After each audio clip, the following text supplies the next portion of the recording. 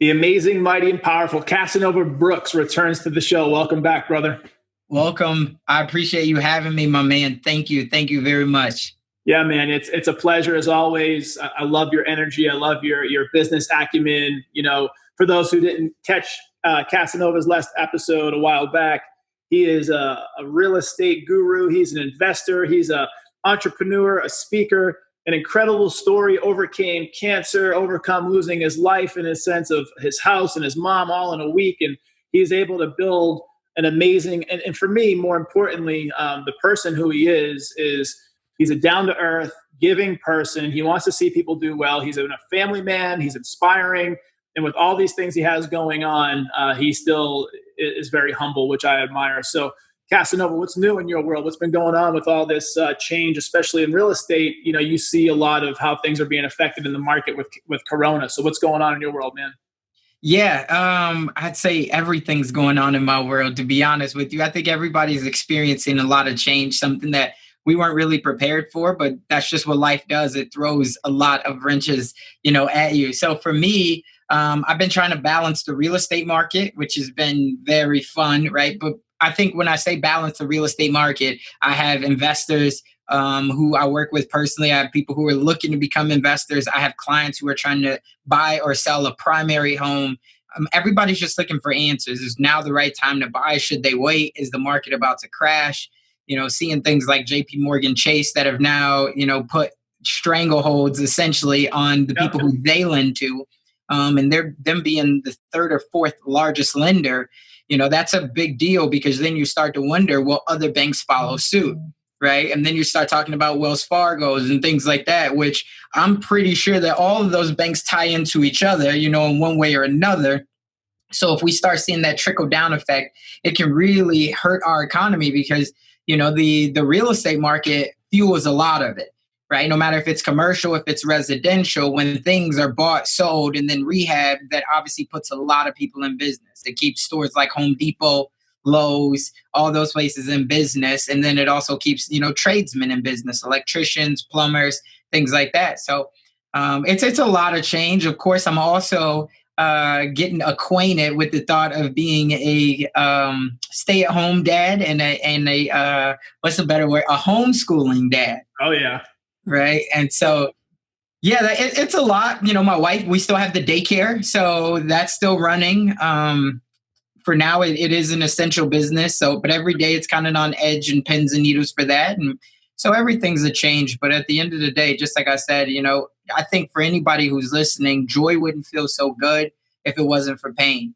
So I think that you have to understand that in life, it always comes in ebbs and flows. Things are going to be high at one point and low at another point. But how can you weather the storm? It's just like the different seasons that we have every single year. Yep.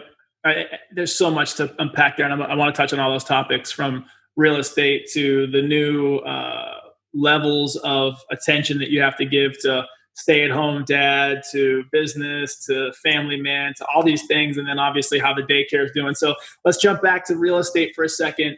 For those that are listening or watching the show, and you would know a little bit more about this, but what I saw with JP Morgan is they've raised underwriting guidelines to where you have to have a 700 credit score, 20% down. Is this where they're at right now? That's where they are. Now, understand that that's only for the secondary market. So that's for the fixed rate, right? 30-year fixes. They still have the government programs out there of like FHA, which is 3.5%, things like that. But for them to lend to you, that's what they're looking for. Now, the secondary market is really, the investors who buy up these loans on the backside. They're going to be the ones who really can dictate and control a lot of these. So, when you say like, oh, is my bank going to go to it? It just depends on who their investors are, what their secondary, because eventually I think it will, especially if the forbearance and the forbearance rates for one, but also if we start to get a surplus of people who say that now they can't pay, their mortgage. And I think last I saw we were at like 17 million had filed for unemployment. It's incredible. We're expected to go 45 to 50 million unemployed as we get deeper into this. Jeez. And so that's something that we never could imagine, over the last couple of years. Everybody had jobs. I know here in Nebraska, we had like one of the lowest at like lower than 3%. So it was crazy. And now when we look at this of whether people are trying to milk it or whether people are really unemployed, I think this is going to hurt, for quite a while. And so I don't know if all banks will go to this. I think community banks and credit unions, it will be a long time before they do it. Yep. But I think for the bigger banks, the Wells Fargos, the Bank of Americas, the Chases, the U.S. banks, I wouldn't be surprised if within the next 3 months, they all kind of follow suit and doing things like that, which I think from a government's perspective is going to hurt them quite a bit. But that's where it comes with a lot of politics, because do they have enough power to all band together and say they're going to do it, when we know that at some point, I would strongly, my opinion is strongly that they will need some type of a bailout as well. For sure. So do you, bite your nose, spite your face to say, no, this is what we're going to do? Or can they say, hey, this is why we had to do this, is because otherwise our bailout would have been 3x what we're asking you for. There's so much that the government tries to do, and these cycles of expansion and contraction are normal. And so like they tighten down on underwriting guidelines, they'll raise rates, they'll lower rates. There's different things that the money and how the money moves in the economy. And you're on the real estate side, and I'm on the the investment management side, and our world's intertwined so much in so many levels, because I'm a real estate investor personally, and I teach my clients to get into real estate, because that's how most of the wealth is transferred in the world for most people, is through real estate. Right. And it's one of those things where you can kind of get into so many avenues with it, whether it's, buy and sell, buy and hold, fix and flip. Like there's so many things to it, but people have to understand. And I really want to set the tone for the conversation is it's all about having the correct mindset and level of preparation going into these things. Right. So unfortunately, if you had not a lot of cash and you weren't prepared, and now we're headlong into a recession where you and I both know that markets usually change every 10 years. So like every 10 years you go on a bull market, you go on a positive, you go on a high. And right around that 10-year mark over history, since the stock exchange was created in 1934, we've seen a period of recession for anywhere about 18 months or more. And this has been pretty true. But now the big thing was this most recent bull market went 12 years since '08, and there was no signs of it slowing down initially. And then Corona comes in, and we don't know what the hell is going to happen with Corona. So we have a best guess of saying, okay, this might last a year and a half, 2 years, but we don't know. And so now we're in a different position of, well, how do we adapt, adopt, and thrive in this situation? And so for people that are unprepared, there's lots of things we can help them with. For people that are prepared, this is actually a really good time for them, because in my world with stocks and different equities, those things are on a huge discount, anywhere from 25 to 85% off, like airlines, cruise lines, hotels, things, Disney World. Like there's so many, Disney company, I should say, the whole conglomerate owns ESPN and everything. Right. So I think that we can add value to people in this conversation based off of kind of like what your mindset is about how to prepare. And now that if you are prepared, what are people should be looking at?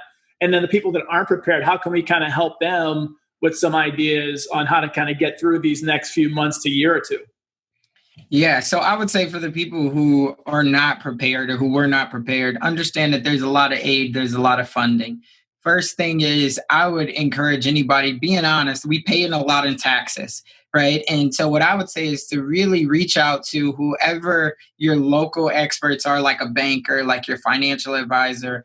Ask those people, hey, what aid is available for me?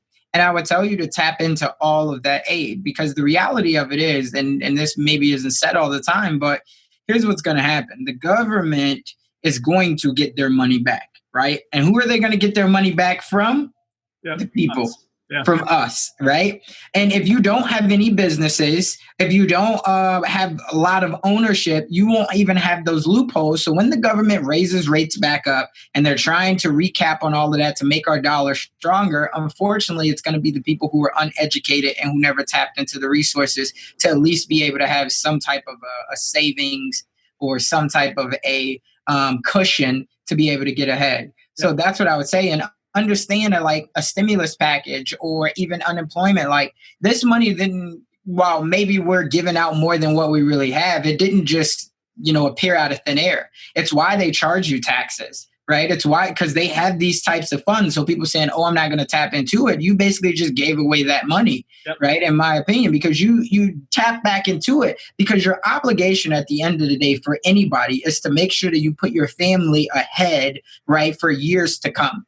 So again, if we look at the biggest business owners or the most wealthiest people, at least the people who are touted to be the most wealthy, they did so by one, acquiring real estate, but also just acquiring assets.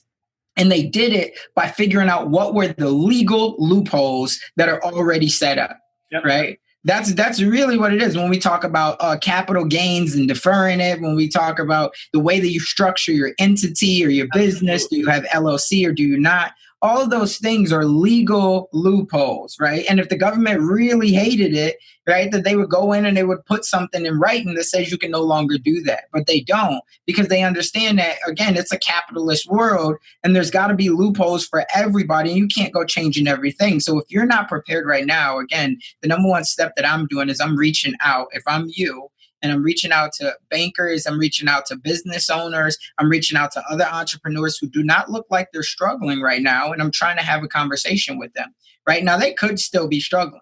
But if you know somebody that's a family friend, or if you know somebody that you've admired for a long time, just reach out and say, hey, you know what, this last 3 to 5 years, you know, I haven't really been putting myself and my family in a position that needs to. And I know right now there's a lot of opportunity to reset situations. Do you have a banker, or do you know of any programs that I should maybe be looking into that I could get, you know, any type of one assistance or any type of knowledge from? So that's what I would say for anybody who's unprepared. For the people who are prepared, I think you already tapped into it. It's to really look at, understand that for the most part, we were buying a lot of real estate and even stocks over the last 5 years because they were on the up and up and up.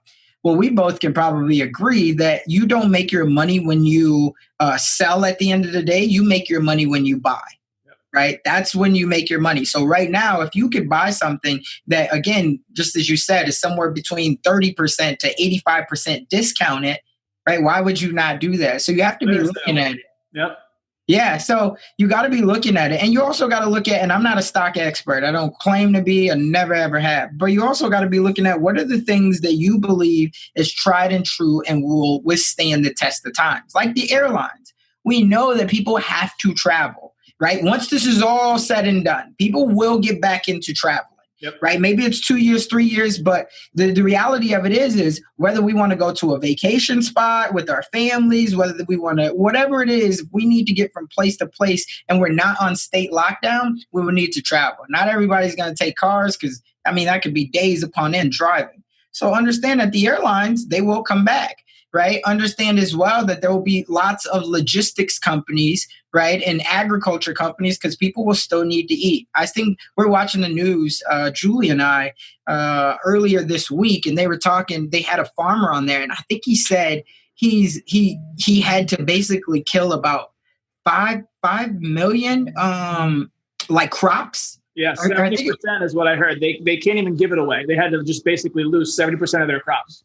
Yeah, which is absolutely crazy, right? So be thinking about those things as well of like, can you invest into any type of agriculture? Can you invest into the airlines? Can you invest into something that you know that's not, I'm not talking about tech and trend, right? Because I even just saw everybody's like, I can get Apple. But the reality of it is most people will not have the money to go now out and purchase an $1,100 iPhone. Yeah. Right? They just won't. And for some people who have, you know, multiple phones, maybe they'll start selling on discounts and things like that. Like even these stores, people aren't all day lining up inside of Verizon and all that, but they still have all of this inventory. So they need to sell this inventory. So don't put that into the stock of a tech. In just my opinion, put it into something that, again, you know will withstand the test of time. So that's what I would say. But you have to invest because I believe that no one was made wealthy in any time through saving. So you have to figure out a way. Now, I'm not telling you to put all of your money if you can't pay your bills. But what I'm saying is, you know, make sure that you have the right type of budget. And after all of your essentials is paid, if you have another $300 to $500, now is the best time because there's going to be programs and scenarios out there, at least for the next couple of years, to where you could say, I need more income coming in, and the government probably won't fight you as hard for you to find this funding because they understand what we've just been through over the last year and a half. There's a couple points with the assistance from government, and then how to look at the market and take advantage of the market. And so the assistance, they're giving out forgivable loans. Some of the loans aren't. Some of them are. Some of them are from $10,000 up to $2 million, like depending on your company and your sector. So if you have an LLC, an S corp, a C corp, and you have employees that you're paying at some level, and you could show that you have some sort of payroll that you've run. The government, what they're talking about now is they want to keep these people in their jobs, and they want to sustain the economy through this storm. Because thinking about it, and I'm into so many different things in terms of learning about this. We're supposed to have this quarantine lifted in a couple of weeks. I don't think it's going to happen that soon. I think at the very earliest, and this is just my best guess. I feel confident about this, and I could be wrong, but I think June 1st would be the earliest. And even then, that's still kind of early. There are some people saying this thing could be many, many months. And so what do we do with that? We take advantage of what we can in the time that we have and the level of preparation that we've given ourselves. And so if the government's going to give you a payroll loan that's forgivable, if they're going to give you an economic disaster loan where basically you're a business that needs to stay in business, but you don't have any employees, you're an intrapreneur, entrepreneur, someone who just kind of is like a solopreneur, take advantage of those things, especially if they're not going to want any money back. Why not? Right. And so there's that side of it. And then the other side of it, which you hit on a few times, is there's a couple of schools of thought, and this is just general advice for people. The amazing, mighty, and powerful Warren Buffett, he always talks about his history of investing and the things that he's done and learned. And his one of his status quo things is anytime a stock that you admire or that you, like you mentioned Apple, even though we're not talking the tech side, but if you have a company that you believe in or that you use a lot, that is well capitalized, like a multi-billion-dollar company that you feel like is going to be around. Anytime you have that, plus you see a stock or an investment that's like 10% more discount, it's not a bad time to look at that thing if you have some extra cash, because you're giving yourself, at least if you feel based on the history of what the stock market has done, and it's come back over time after recession after recession after recession, then that this thing should go back up over time. That if you buy in right now at a 10% off to an 85% off with some of these companies that have been around and they've gotten through recessions, that if you buy and play the long game, there's different mindsets. You can short stuff. You could do stuff like short term. But if you play the long game with some of these things and you have the cash flow to invest into the stocks or the real estate or whatever it is that you're into, it's a hell of a time right now. It's interesting to see what's going to happen, because even though history's shown us that we have these cycles, this is a new pandemic. It's a new world we're living in, and who knows what's going to happen. But what I would say is base your information off of facts, base your information off of history, and make the best play that you can right now without hurting your family. And that also goes back to when you do invest in something, whatever it is, don't put all your eggs in one basket. Because if you get excited about Apple being down 25% and you throw all your savings into it, it doesn't come back for a few years, or maybe it doesn't come back at all, worst case scenario, you've completely lost everything that you have. So you have to be really smart about what you're doing, but you have to know when to take advantage, because you're right, Cass, when you can get in at the time that you're supposed to get in, that's where the money is made. It's not made at the height of things. Right now is where you can make a lot of money. Right. So talk to me. I mean, I want to ask, and we're going to flip this a little bit. Obviously, I'm on your show, but I want to ask you, like, where do you see the top investments? Like right now, even just 3 stocks that you kept your eye on that you really feel like is a strong buy, and tell me why. And I think this will be good for just people just like me who maybe isn't as versed in understanding stocks. So I think that you could definitely give a lot of insight on that. And then I have a follow-up question after. So there's 2 answers to that. There's the long position. Long just means you own a stock and you're going to carry it for years. And then there's the short position. And this is basically where you kind of get something really quick and move on it because it's at a good price or the price is going to fluctuate. So I'll talk about the long position first. So the long positions, things like you mentioned, things that for me, I have access to information that everybody has access to, but I use a custodian called TD Ameritrade. TD Ameritrade, if you're an advisor on their platform, you can see up-to-date information on a company's like earnings, their holdings, their year-to-date 52-week, how they've done in the last 52 weeks. Can you see the cash flow? No, it's more of like their market capitalization. Like if let's say Carnival Cruise is an $8 billion company, it'll show you how much revenue they've made year over year. It'll show you how much market capitalization, so how much strength they have potentially based on some numbers. And it'll also show you 52 weeks running of, where they were a year ago versus where they are today. So you can make a decision on if it's a good buy or not, potentially, plus some other factors. So airlines, cruise lines, hotels right now, things, and this isn't specific advice because I can get in trouble with general advice, like, some of the bigger companies that are out there from Carnival, Norwegian, Royal Caribbean, on the cruise line side, on the airline side, Delta, Spirit. There's some companies out there right now that are heavy market capitalized, meaning they have a lot of money, like in the billions. And you feel like these companies should be around after this recession.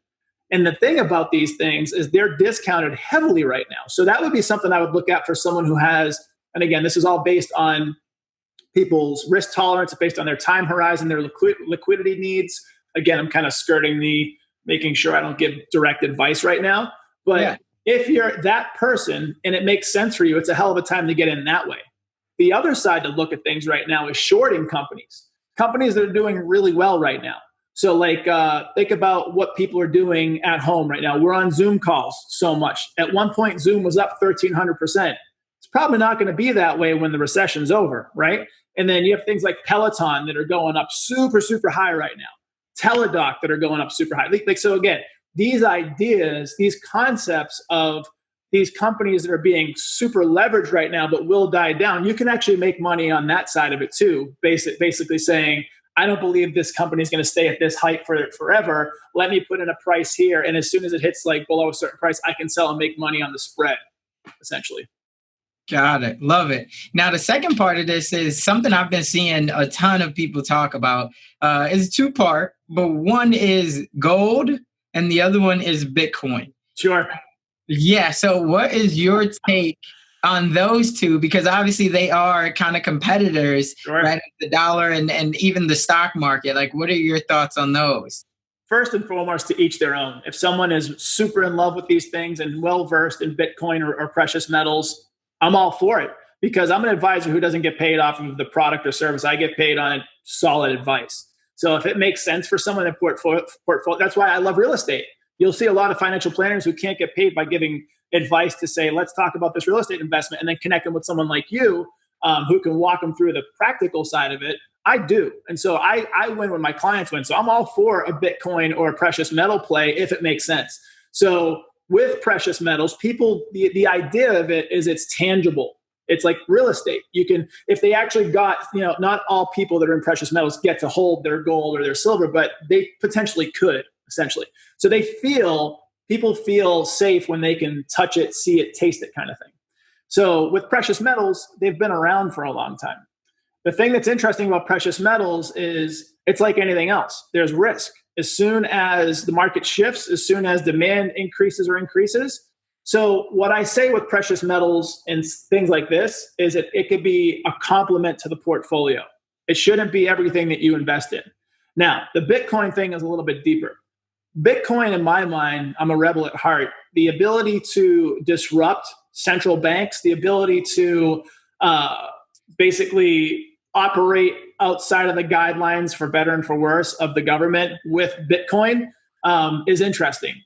The thing that I have a caution with is I don't know enough about it personally outside, and I know more than the average person. What I'm saying is I don't have enough history with it to say what's going to happen with it. Where with real estate and with investments and stocks and things like this and businesses, over the course of time, things go up. There's a build, there's a recession, there's a build, there's a recession. Eventually it goes up and up and up.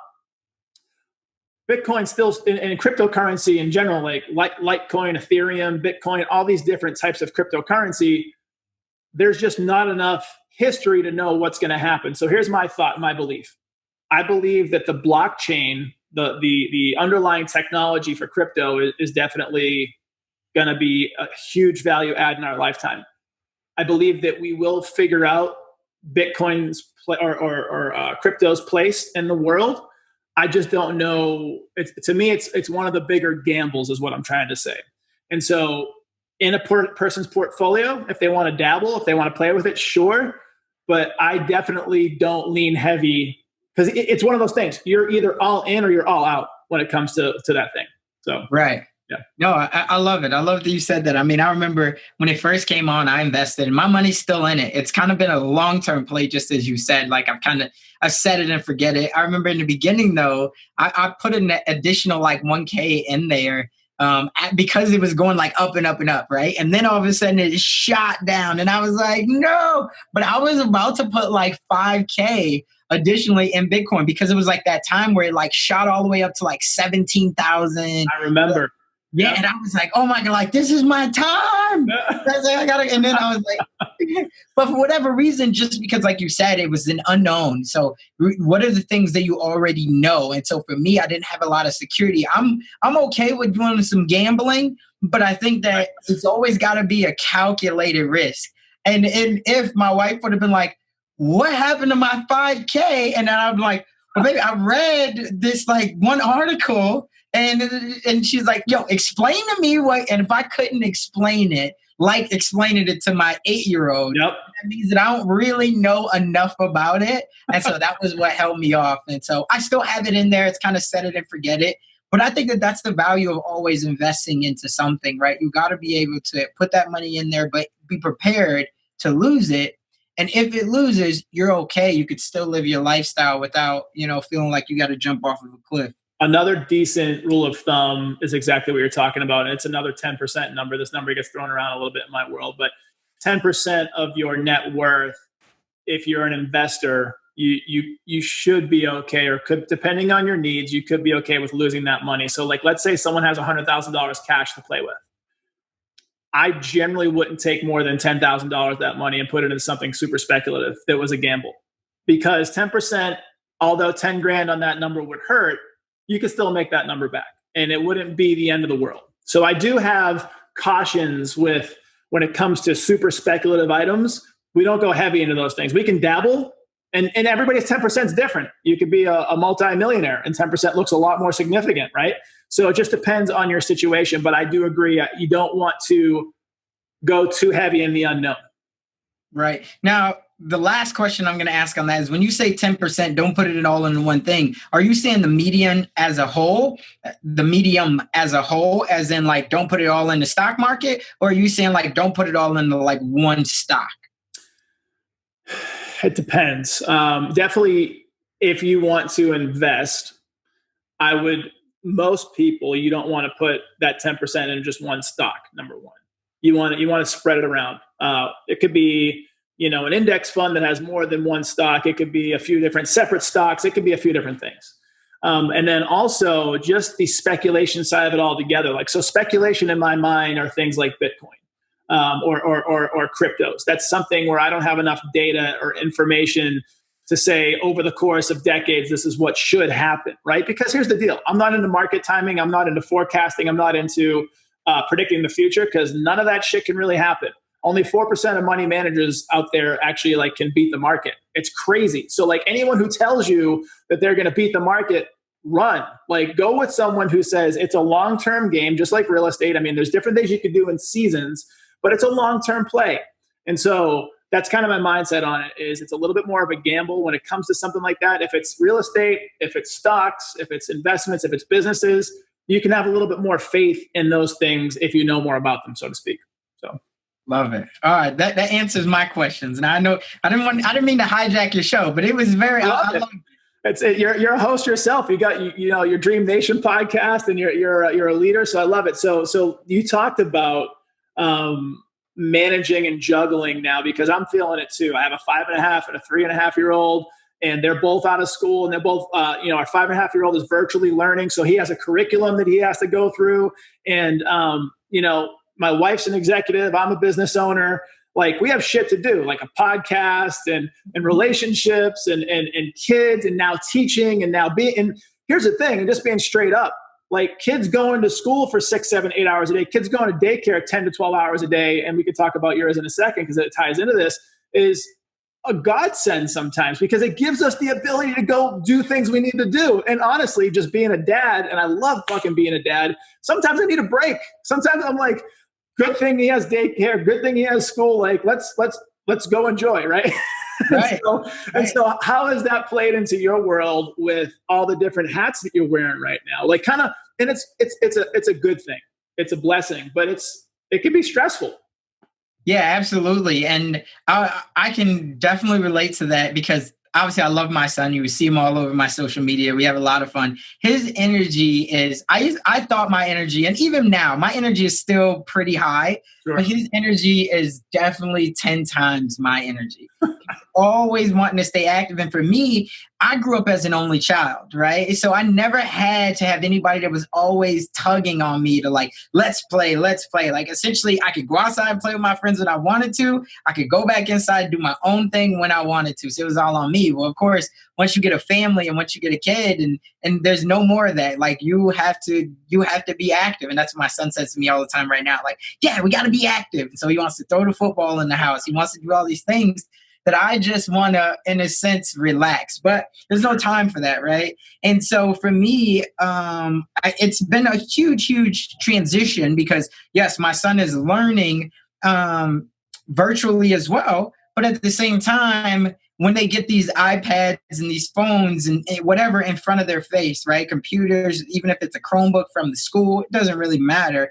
You still have to make sure that you add structure to that. For sure. Kids are very smart. And like if they're already knowing how to navigate YouTube, right? Then all of a sudden you put that, they're going to do that work. And like for CJ, he'll do his work. And he was already and we live in one of the top, so Nebraska is one of the top school districts in the state or in the country, right? It's a very good, solid school district. And the school district that we are in is the top in, at least for public schools, it's the top in Nebraska. Yeah. Right. So it's very, very strenuous and rigorous, right? And he's only in second grade, but his teacher told us up front when we had the parent-teacher conferences, like, oh my God, he's already excelling. So my point in saying all of this is he'll get done with his work really fast. Right. And then all of a sudden you got to be like, when it gets really quiet, essentially just have like having any kid, you're like, if I can't hear them, something's going on. Yeah. Right? CJ, what are you doing? He's, oh, nothing. And I'm like, did you do your work? And he's like, I'm already done. So then I got to like scramble. I got to go try to get some math worksheets. But then you're just leaving the kid on an island by themselves because you're just trying to push them up. And so it's the struggle and the balance of staying present, right? Letting them know that we're in this thing together rather than them feeling like, yeah, I got a dad, but I don't really got a dad. I mean, that dude's always in his room, so I never really even see him. So I think that becomes the balance, but then it's going to take away from you. And if you're somebody who you're running a business to where everything kind of falls on you and your follow-up and everything else, you have to really be diligent with your time and your organization, because otherwise you'll find yourself that it'll go weeks on end and you're out of your rut. And then all of a sudden you feel like that you can't win, right? Because you're like, oh my God, I can't win with doing anything. Every time I try to do, and then you have that negative perception and then you bring negative energy and then it just throws off everything. So I think that the way that you overcome that is by upfront being diligent. Here's the things that I need to get done this week, this day, this afternoon, and then you actually go at it on those things. And I think the second thing of something that I've learned is communication, right? Telling your son, hey, buddy, or your daughter, I got 2 calls this afternoon, right? From 1:30 to basically 3, I'm going to be on these calls. Here's the worksheets that I want you to get done. Let's go over them right now. Like, do you see that there's any problem with these? Why you won't be able to do them on your own? Okay, at 1:30, we're going to do these. So it's, again, that communication, because otherwise, if you don't communicate that and then all of a sudden you hop on a call and your kid comes in or they're knocking at the door and you're like, oh my God, and then it's just, now all of a sudden the kid's feeling like, they're like, oh my God, he's always yelling at me. Like, I don't even want to go talk to him. And that's not the energy that you want into your household. So that's kind of the big takeaways that I've gotten. The structure and the communication, like, it's like we're living a similar life right now. The same things we're working on and the same things we're going through. I mean, because when this first kind of started kicking in where the boys were staying home, they weren't going to school or daycare.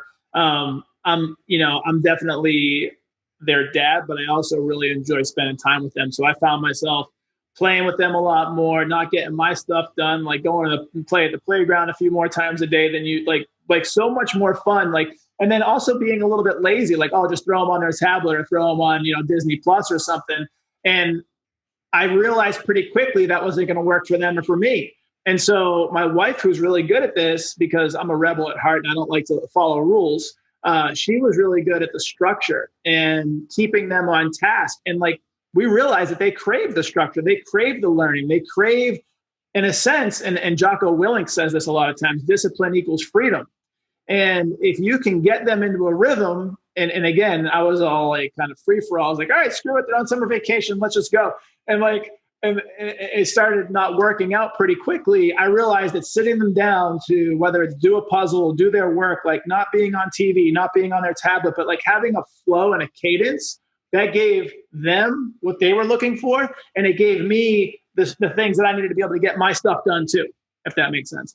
It absolutely and the communication is imperative with the kids and with your significant other. Like everybody kind of having a cohesive workaround understanding of what's going to happen, the expectations, like that's huge. And so you see this even more now because you know, being the businessman, like Jay-Z, I'm not a businessman, I'm a businessman. Right. You're that guy. You're the guy that has businesses. One of your businesses is the daycare.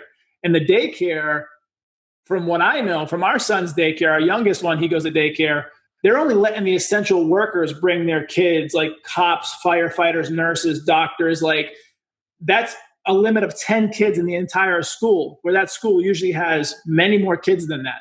So what is the process looking like for your daycare? And like, how are you working around this whole social distancing with the daycare?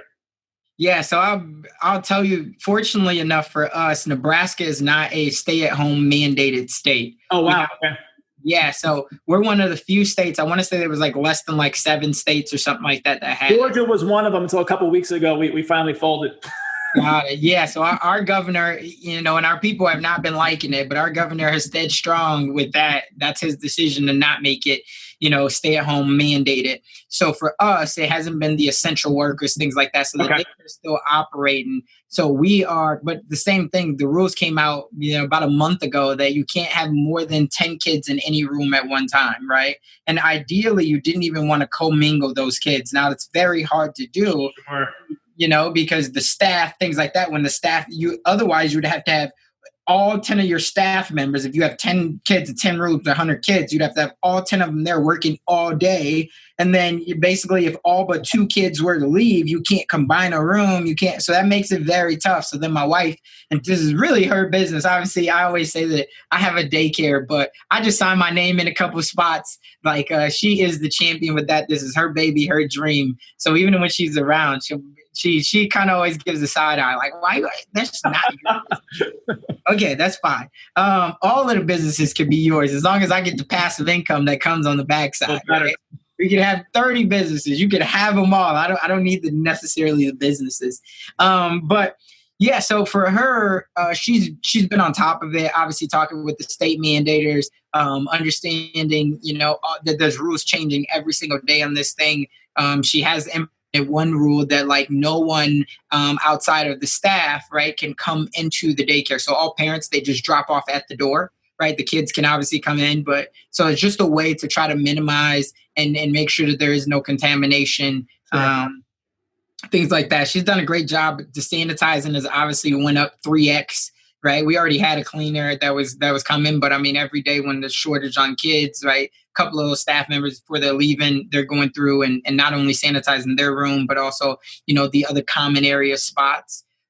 Is something that I know that she's implemented. And so, yeah, it's been a crazy time. I think that, even with this PPP again, what's been crazy about it is, so we applied the first day, but the funding ran out, and we were one of those people, as far as I know right now, that did not get approved in that first round. Yep. Right. So it's still, and we're one of the businesses that's still operating and trying to keep our employees.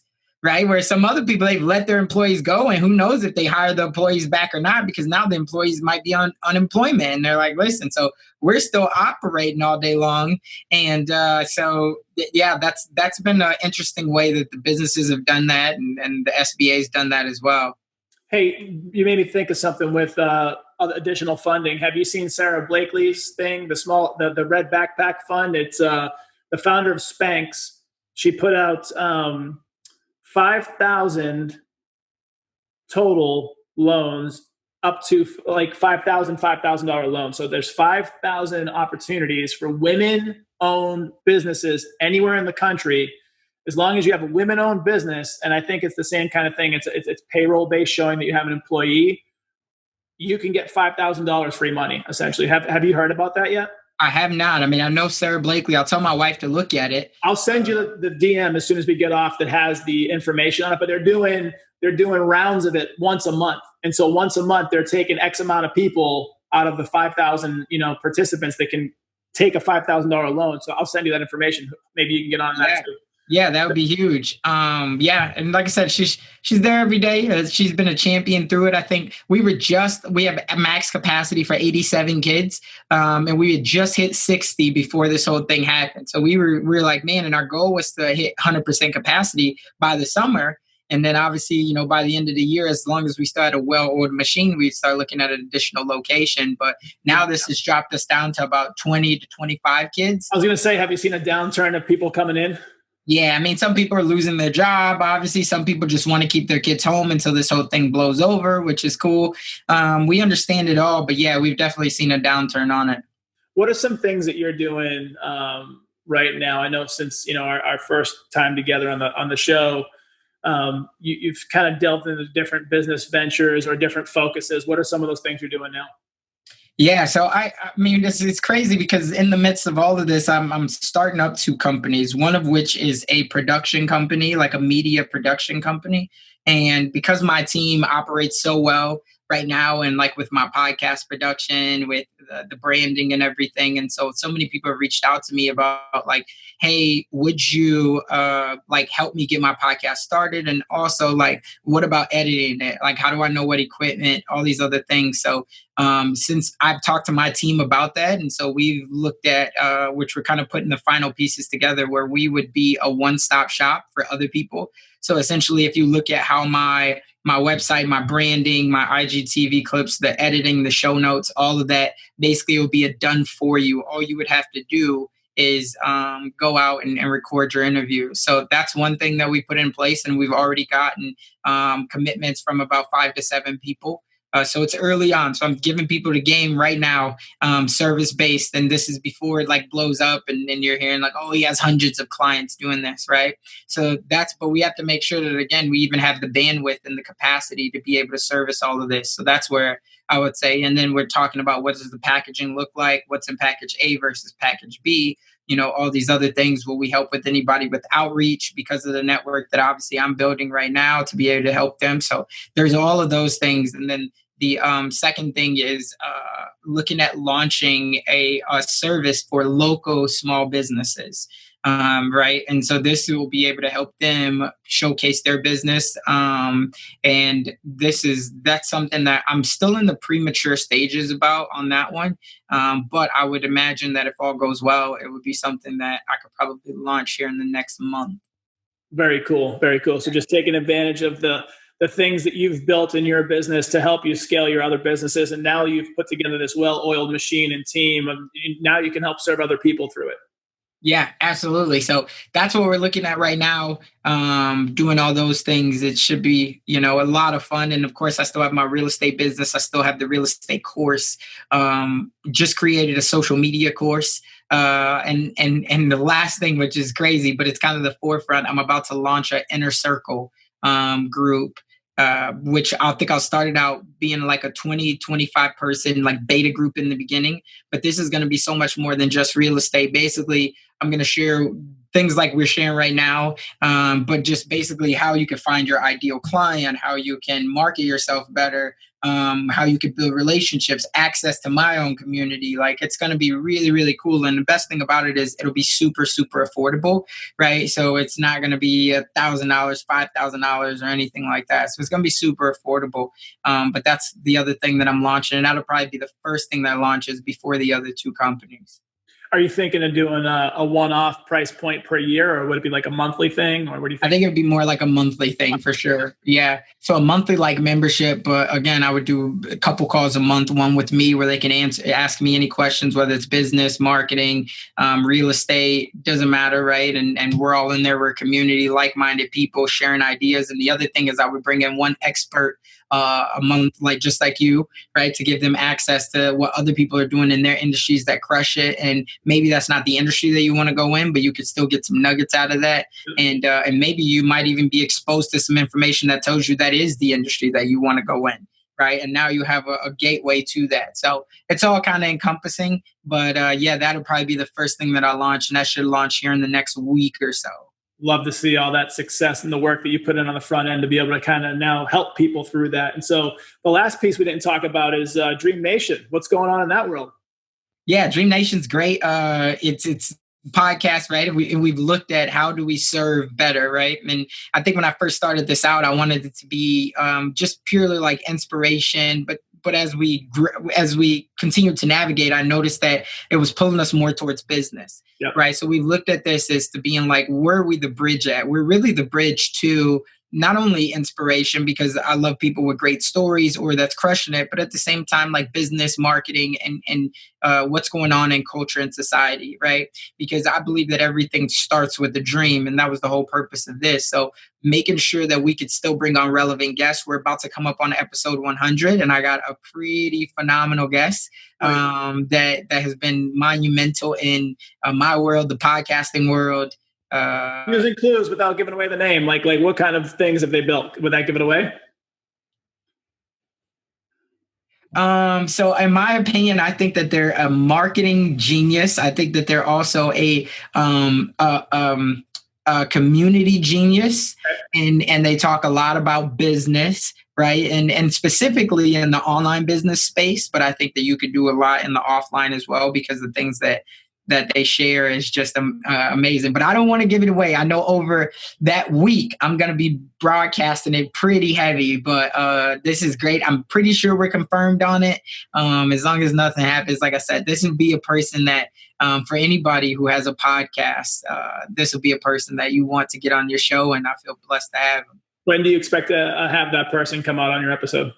So this will be, I think we're at episode 89. So we got about 10 more episodes. I release twice a week. Okay. So, we'll 6 weeks or so?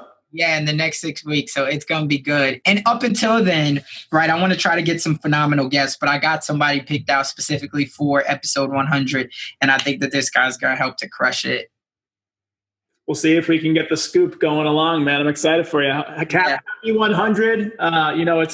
It's a testament to fortitude in a sense, man. I mean, these podcasts are fun and they're interesting, but to do 2 a week or to do 1 a week consistently turning it out, I mean, you're dedicating time and energy to this. So I'm proud of you, brother. Great job. If people want to hear more about Casanova Brooks and see what you're doing, I'll have my guy put some stuff in the show notes on how to directly connect with you. But what's the best way people can find you? Yeah, so I'm the most active, I would say, on all social media. But if you really want to connect with me, Instagram is a good place to connect with me. Casanova_Brooks, CASANOVA, so just one S. And then also my website is a great place as well, CasanovaBrooks.com, because that'll get you to basically me in every endeavor. Doesn't matter if you're on Twitter or Instagram or LinkedIn. I'm all over. I try to have an omnipresence. Awesome, brother. Well, you're definitely doing big things, and I'm proud of you, and I'm happy that you're safe, healthy, wealthy, and wise, man. All the love to you and your family, and I look forward to running it back here in the future. He's the amazing, mighty, powerful Casanova Brooks. I'm Jesse T. Be sure to catch us on next week's episode of The Jesse T Show.